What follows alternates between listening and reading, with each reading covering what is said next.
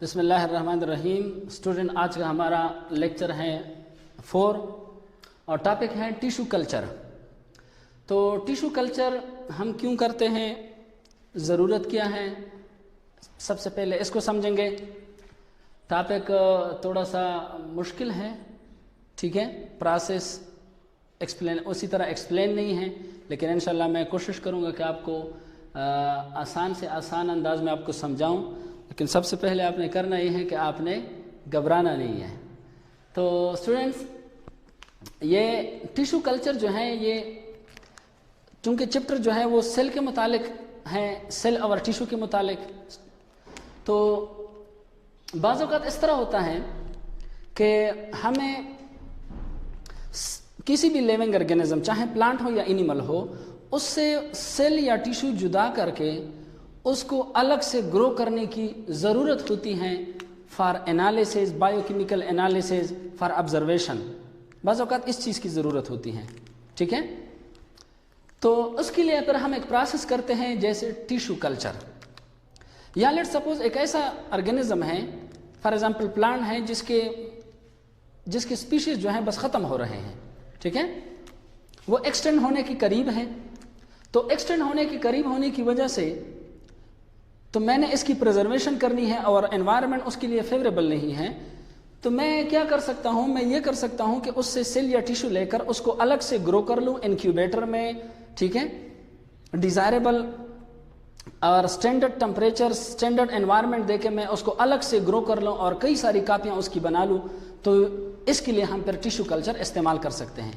या इसके अलावा बाज़ औक़ात इस तरह होता है कि एक प्लांट है, वो डिजीज़ रेजिस्टेंट क्रॉप है कोई, ठीक है, डिजीज़ रेजिस्टेंट क्रॉप है, उसकी मैंने ज़्यादा से ज़्यादा प्रोडक्शन करनी है, तो उसके लिए भी मैं टिश्यू कल्चर इस्तेमाल कर सकता हूँ।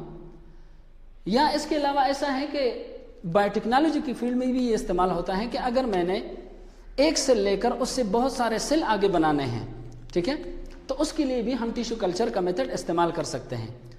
और ये आमतौर पर किसी भी प्लांट के प्रोडक्शन होती हैं, लेकिन होता है ये होता है एसेक्सुअल रिप्रोडक्शन, क्योंकि इसमें प्रोडक्शन होती है बगैर किसी जेंडर, बगैर के स्पर्म और ओवा इन्वॉल्वमेंट के।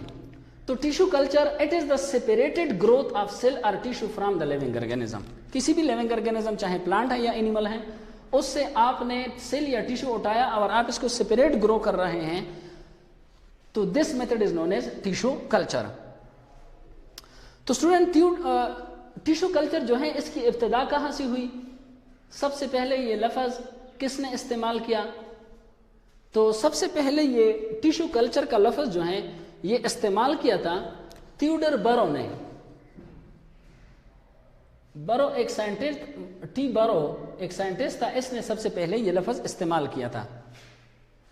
और फिर उसके बाद बहुत ज़्यादा कंट्रीब्यूशन इस फील्ड को सबसे ज़्यादा जिस बंदे ने इस्तेमाल किया इस टेक्निक को, उसका नाम था हाबरलैंड। तो हाबरलैंड जो था, he is known as the father of tissue culture. तो बैकग्राउंड आपको बताया कि इसमें हम सेल और टिश्यू की कल्चरिंग करते हैं, इसकी हम ग्रोइंग करते हैं, लेकिन एक सेल को लेकर उसको ग्रो करना बहुत मुश्किल काम है। तो उसके लिए जिस तरह हम सीड को लेते हैं, सीड को हम सॉइल में ग्रो करते हैं और उसको पानी, ऑक्सीजन, लाइट की ज़रूरत होती है, तो इसी तरह इसमें जो एक सेल या एक टिश्यू आप लेते हैं, वो आप लेंगे तो सॉइल में तो आप इसको डाल नहीं सकते, तो उसके लिए आप एक मीडियम इस्तेमाल करेंगे और वो मीडियम या एगार का होगा या ब्रोथ का होगा। व्हाट इज़ एगार या ब्रोथ? एगार जो है ये एक जेलेटिनियस सब्सटेंस है, जेली लाइक सब्सटेंस है, जो हमें मिलता है रेड एल्गी। आमतौर पर पानी के अंदर ग्रीनरी आ जाती है, जिसको हम एल्गी कहा जाता है, जो फोटोसिंथेटिक होते हैं। तो इनमें से बाज़ एल्गी ऐसे होते हैं जो रेड कलर के होते हैं, जिससे पानी रेड नज़र आता है, आमतौर पर समंदर के किनारों में, तो उसको कहते हैं रेड एल्गी, और उसके ग्रुप का नाम है रोडोफाइटा। तो उससे हम एक जेली लाइक सब्सटेंस एक्सट्रैक्ट करते हैं जिसका नाम है एगार। तो वो एगार इस्तेमाल होता है सेल या टिश्यू को ग्रो करने के लिए।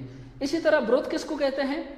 Broth is the medium, is the solution used in the microbiology for the culturing of bacteria, ठीक है। इसके अंदर न्यूट्रिएंट्स, प्रोटीन, ये सारी चीज़ें मौजूद होती हैं जो बैक्टीरिया के लिए सूटेबल होते हैं ग्रोथ के लिए। तो ये दोनों मीडियम जो हैं, चूंकि इसमें साइल जैसी सारी ज़रूरतें जिस तरह सीड पूरा करता है, इसी तरीके से ये सेल की सारी ज़रूरत को पूरा करते हैं। अब आगे बात करते हैं कि ये मीडियम जो है सॉलिड भी हो सकता है, लिक्विड भी हो सकता है, वो बात की बातें हैं। इसका फ़ायदा क्या है?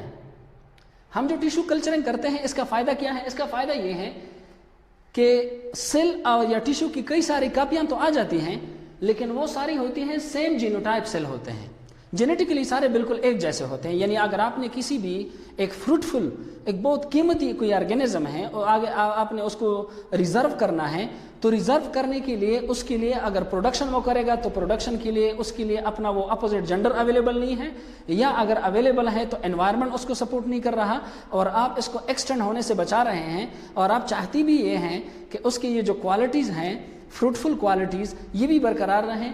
तो इसके लिए आप ये करेंगे कि इसका जीनोटाइप पर सेम होना चाहिए, तो उसके लिए फिर आप टिश्यू कल्चर इस्तेमाल करेंगे। ये इसका एडवांटेज है, ठीक है।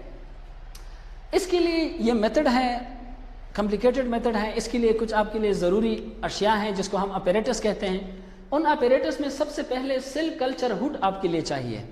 Cell culture hood, what is cell culture hood? Cell culture hood जो है, ये वो मीडियम होता है, जो सब्सटेंस है जो इस्तेमाल होता है for the sterilisation of cell of the petri dish in which the cell is to be cultured. ये दूसरे नंबर पर है इंक्यूबेटर।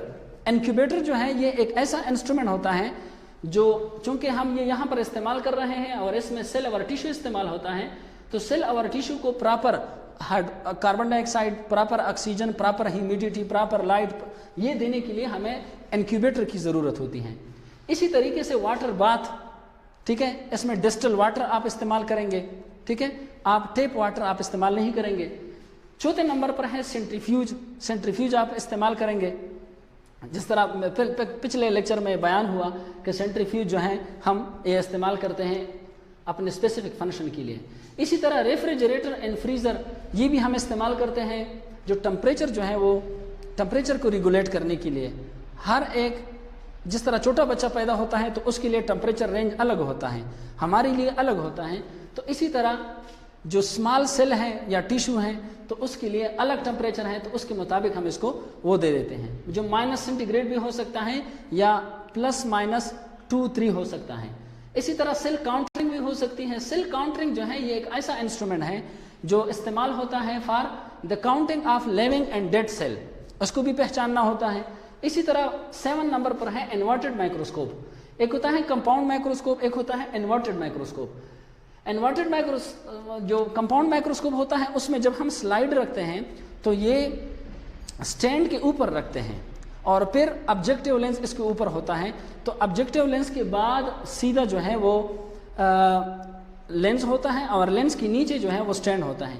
जबकि इन्वर्टेड माइक्रोस्कोप में ये जो स्लाइड है ये स्टैंड के नीचे आता है, स्टैंड के नीचे आता है और इसके दरमियान स्पेस आता है, तो ये इसका स्ट्रक्चर है। तो इन्वर्टेड माइक्रोस्कोप इसमें इस्तेमाल होता है क्योंकि उस पेट्री डिश में जिसमें आपने मीडियम बनाया हुआ है, जिसमें आपने सेल रखा हुआ है, उसको मैनिपुलेट करने के लिए, उसके अंदर जो एक्टिविटी हो रही है उसके लिए ये ज़रूरी है।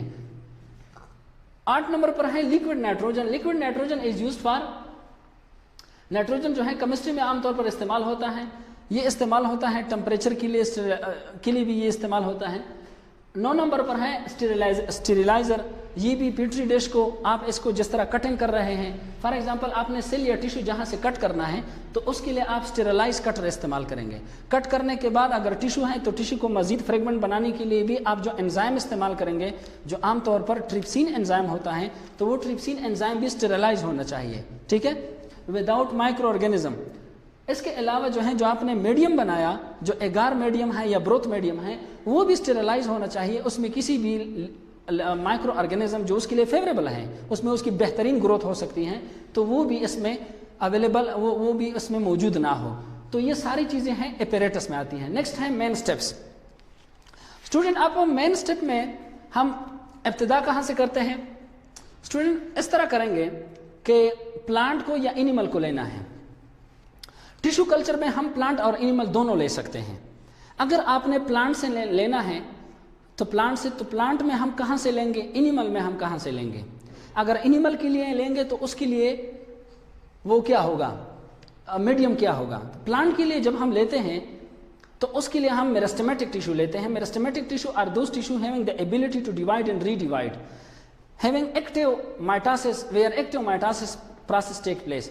जो आमतौर पर रूट का बिल्कुल स्टार्ट पार्ट होता है, इसी तरह लीफ का, इसी तरह शूट का, इसी तरह स्टेम का।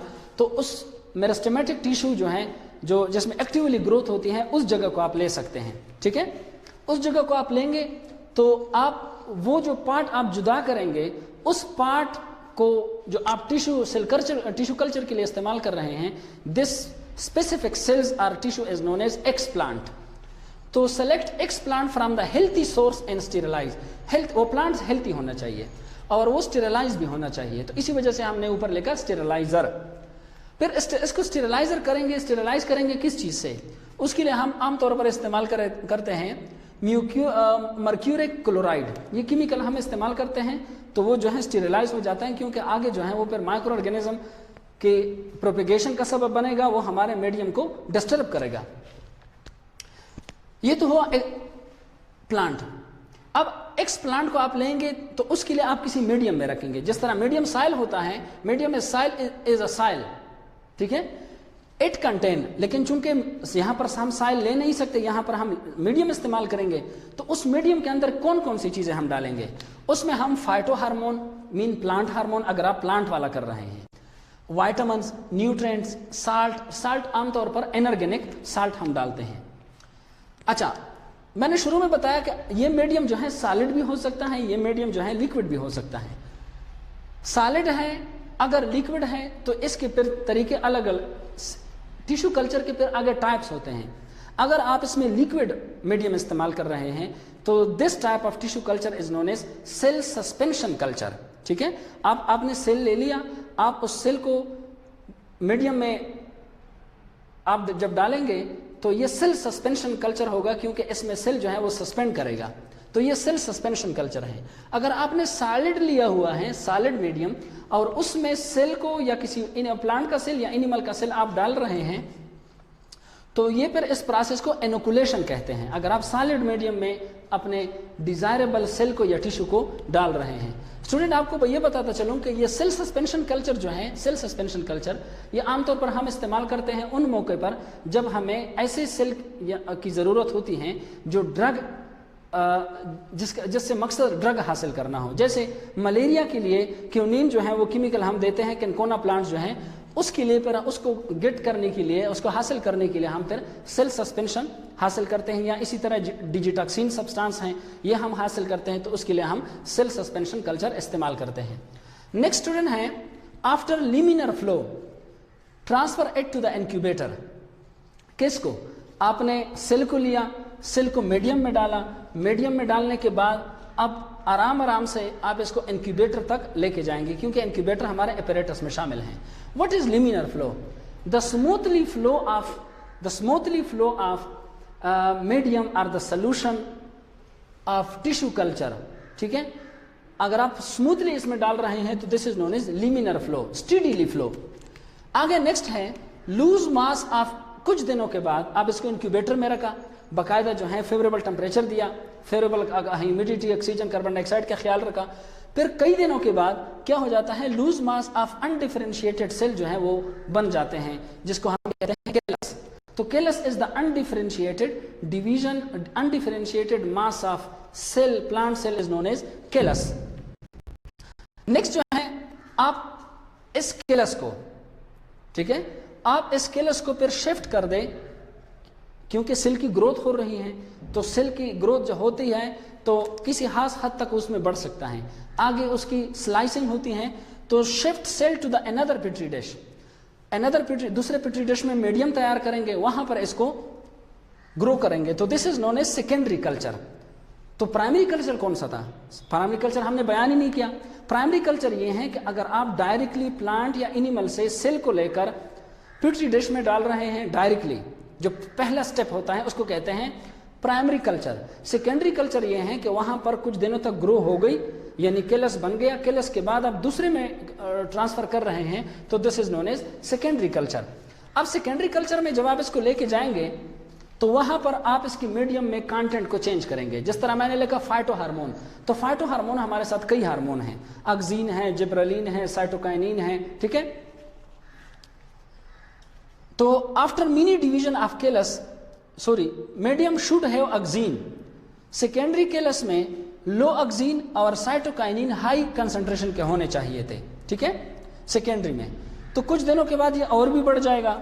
After mini division of callus slowly some cell will form rootlet and shoot. Low concentration of auxin and high concentration of cytokinin, इस पर किसी खास हद तक ये और भी ग्रो हो गए। लेकिन इसके बाद क्या हुआ, इसके बाद जो है इसके छोटे छोटे leaf rootlet, small root like structure arise हुए और small shoot like structure arise हुए, ठीक है, जिसको हम माइक्रोस्कोप के जरिए ऑब्जर्व कर सकते हैं। तो इसी वजह से इन्वर्टेड माइक्रोस्कोप हम इस्तेमाल करेंगे। अब इसके बाद ये इस्तेमाल करने के बाद स्टूडेंट क्या करेंगे, इस तरह होगा कि हम अक्सीन को मिकदार को ज्यादा करेंगे, क्योंकि auxin promote the cell division of roots, वो रूट हेयर्स इसके बढ़ जाएंगे। तो हाई कंसंट्रेशन प्रोमोट करेंगे तो as a result root growth तेज हो जाएगी। नेक्स्ट क्या है, एट द लास्ट स्टेज, जब ये एक खास हद तक पहुंच जाएगा, फिर हम इसे जो small root like small plantlet हैं, प्लांटलेट, इसको हम यहाँ से ट्रांसफर करके किसी साइल में, किसी ग्रीन हाउस में हम इसको लगाएंगे। At last stage transfer it to the potting soil for further growth. Green house में आप इसको लगा लें, अब जो है ये इसके काबिल है कि ये मजीद ये वहां पर ग्रो कर सके। स्टूडेंट जो है ये तो है था प्लांट का मीडियम। अगर ये एनिमल का मीडियम होता तो आप ये इस्तेमाल ना करते। उसके लिए हम इस्तेमाल करते हैं काल्फ सीरम। काल्फ सीरम में क्या होता है, न्यूट्रिएंट होते हैं, विटामिन्स होते हैं, इसके अलावा ग्लूकोज, सक्रोज, ठीक है, और इसके अलावा डिस्टिल वाटर, ये सारी चीजें होती हैं, ये एनिमल के लिए इस्तेमाल होते हैं। तो देखो एक सेल से कई सारे सेल बन गए, तो this phenomena is known as cellular totipotency. Cellular totipotency is the ability of the plant cell to make different so many cells, ठीक है, this is known as totipotency, या such cell is known as totipotent cell. इसके ये हम कहाँ पर या किस किस मौके पे हम इस्तेमाल कर सकते हैं, किन ऑर्गेनिज्म, किन प्लांट पर अब तक तजर्बा हो चुका है। बनाना है, टोमेटो है, शुगर केन है, एप्पल है और पोटैटो है, इन सब पर ये एक्सपेरिमेंट हो चुके हैं। स्टूडेंट ये इस तरह भी हो सकता है कि टोमेटो है या टोमेटो है और पोटैटो है, आप इन दोनों को, क्योंकि इनकी स्पीशीज तो डिफरेंट है लेकिन जनरल में क्लासिफिकेशन के लिहाज से अगर आप इसको देख ले तो ये करीब करीब आते हैं। अब ये आपस में रिप्रोडक्शन तो नहीं कर सकते, रिप्रोडक्शन नहीं कर सकते, तो आपके पास एक चॉइस है कि आप टिश्यू कल्चर के जरिए इन दोनों को आपस में मिला लें। और आपस में जब आप मिलाएंगे तो किस तरह मिलाएंगे, टोमेटो से सेल ले लें, पोटैटो से सेल ले लें, दोनों को क्या करें, ट्रिप्सिन एंजाइम इस पर अप्लाई करें। इसके अलावा ये जो सेल हैं, ये सेल वाल इसका रप्चर हो जाएगा। सेल वाल जब रप्चर हो जाएगा तो क्या बन जाएगा, अंदर सिर्फ और सिर्फ प्रोटोप्लास्ट बच जाएगा। What is protoplast, the cell without cell wall is known as protoplast. दोनों प्रोटोप्लास्ट जो हैं ये आपस में मर्ज कर जाएंगे। मर्ज करने के बाद फिर उसी तरह ये सारा प्रोसेस रिपीट होगा। प्रोसेस रिपीट हो गया तो ये जो केलस, ये जो प्लांटलेट बनेगा, ये प्लांटलेट जब बनेगा तो टोमेटो और पोटैटो का हाइब्रिड होगा। पोटैटो और टोमेटो का जब हाइब्रिड होगा तो this phenomena is known as somatic hybridisation. तो ये टोमेटो जो है हाइब्रिड होंगे, ठीक है। इन दोनों को मिलाया, जो इससे पहले रिप्रोडक्शन नहीं कर सकते थे क्योंकि स्पीशी के लिहाज से ये एक दूसरे से डिफरेंट थे, लेकिन इस मेथड के जरिए, सोमेटिक हाइब्रिडाइजेशन के मेथड के जरिए जो टिश्यू कल्चर में इस्तेमाल हुआ, टिश्यू कल्चर इसमें हेल्प हुई, तो इस तरीके से हम इसको इस्तेमाल करके इससे हाइब्रिड बना सकते हैं। स्टूडेंट उम्मीद है कि आपको ये टिश्यू कल्चर का टॉपिक जो है समझ आ चुका होगा। किसी किस्म का कोई क्वेश्चन हो तो आप राब्ता कीजिएगा कमेंट्स में, और इसके अलावा जो है आप इसको यूट्यूब चैनल भी देख सकते हैं, बायोलॉजी बाई सैफुल्लाह, इस चैनल पर आप इसको डिटेल के साथ पढ़ सकते हैं। तो कोई किसी किस्म का क्वेश्चन हो तो व्हाट्सएप पर राब्ता कीजिएगा, इंशाल्लाह आपको जवाब दिया जाएगा।